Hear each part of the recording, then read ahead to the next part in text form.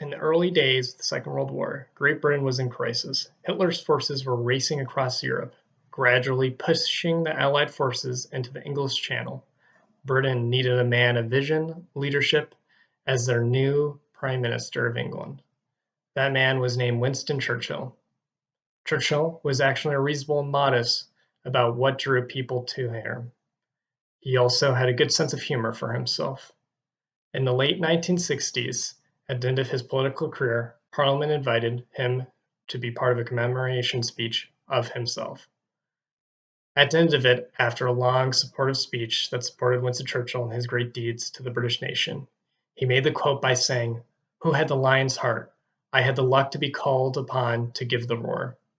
Very much, Winston Churchill was honored, and very much honored, by the thanks and admiration of the British people and the opportunity to lead and be part of the British nation.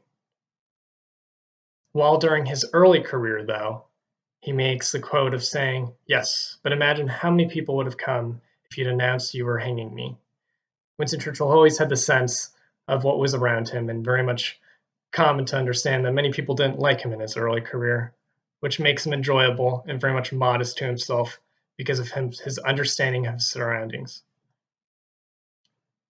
For Churchill, Churchill believed that history was a key part of understanding politics and being a man of understanding.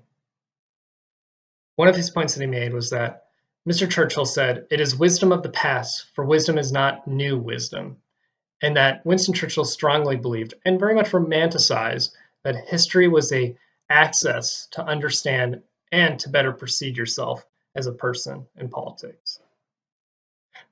But the final point I want to make is, why is Winston Churchill important?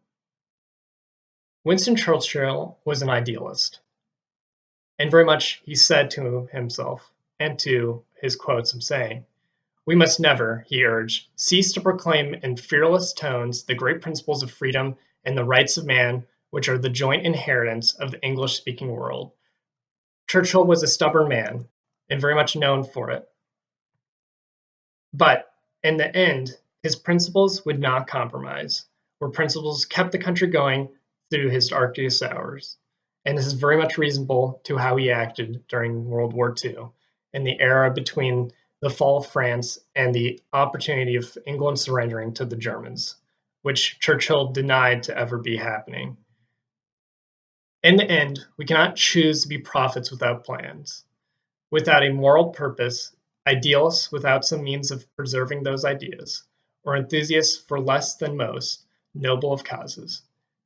It is a combination of all of these qualities that Sir Winston Churchill created that made him the greatest leader of the 20th century.